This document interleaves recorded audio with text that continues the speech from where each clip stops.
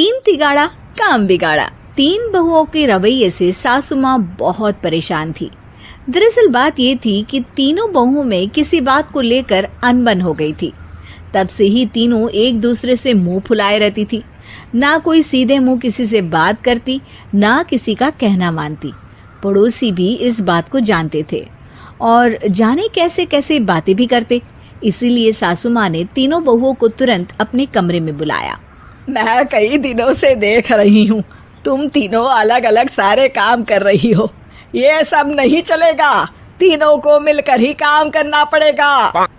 सास की बात सुनकर एकदम से बड़ी बहू बोल उठती है। नहीं मम्मी जी, मैं इन दोनों के साथ कुछ नहीं कर सकती। मैं इस घर की बड़ी बहू हूँ, फिर भी ये मेरा कहना बिल्कुल भी नहीं मानती।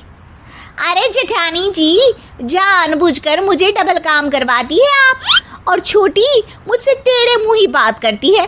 इन दोनों के बीच हमेशा सैंडविच बन जाती है मेरी, और मैं हमेशा आलू की तरह बीच में मसली जाती हूँ।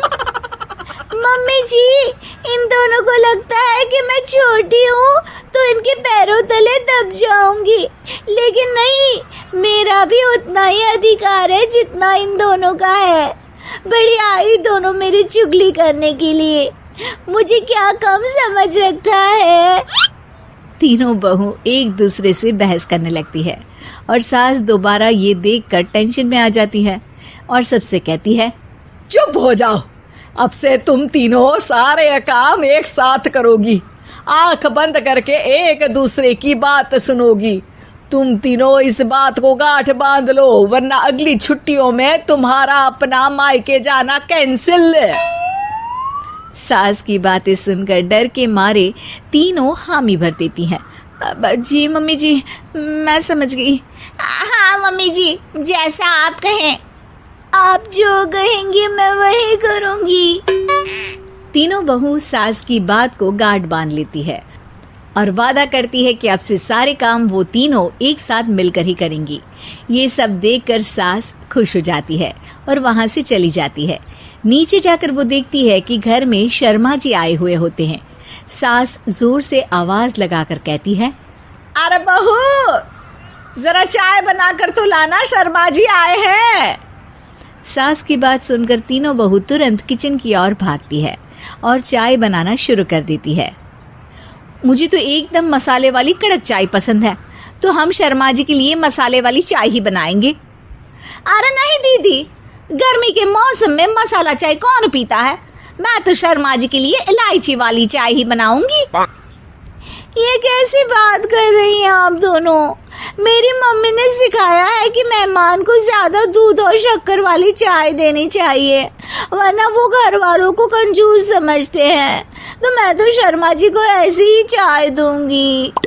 तीनों बहुएं अपने अपने तरीके से चाय में शक्कर, मसाला, पत्ती सब डाल देती है। उबलने के बाद तीनों मिलकर चाय बाहर लेकर जाती है और शर्मा जी और सासू माँ को देती हैं।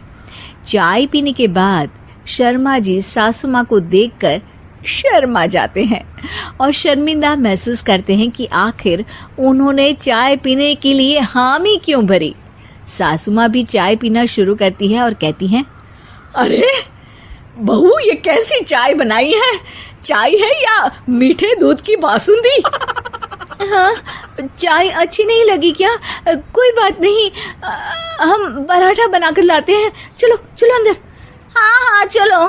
हाँ, आती हूँ मैं भी। नहीं नहीं, मेरा पेट चाय ने ही चौपट कर दिया, वही काफी है। पराठे से पोपट नहीं करवाना, मैं तो चलता हूँ। शर्मा जी चुपचाप पतली गली से निकल जाते हैं। अगले दिन सास बहुओं से कहती है, अरे बहू, जाओ जाके ऊपर के गेस्ट हाउस की सफाई कर दो। कल हमारे यहाँ मेरे दूर के रिश्तेदार आने वाले हैं, तो पूरे कमरे को चमका देना, समझी? तीनों बहू सास की बात को मानकर ऊपर सफाई करने चली जाती हैं और तीनों कमरे की सफाई चालू कर देती है।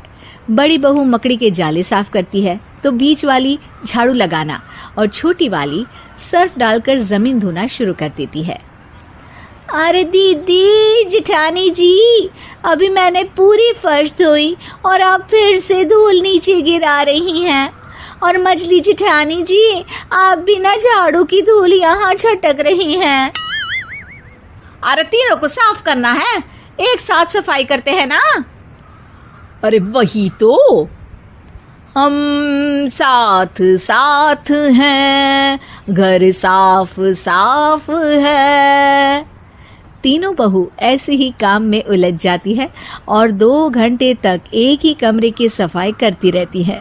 बहुत देर से अपनी बहुओं को ना देखने के कारण सास ऊपर कमरे में उन्हें देखने जाती है, लेकिन कमरे में घुसते ही वो गीली फर्श पर फिसलने के कारण नीचे गिर जाती है।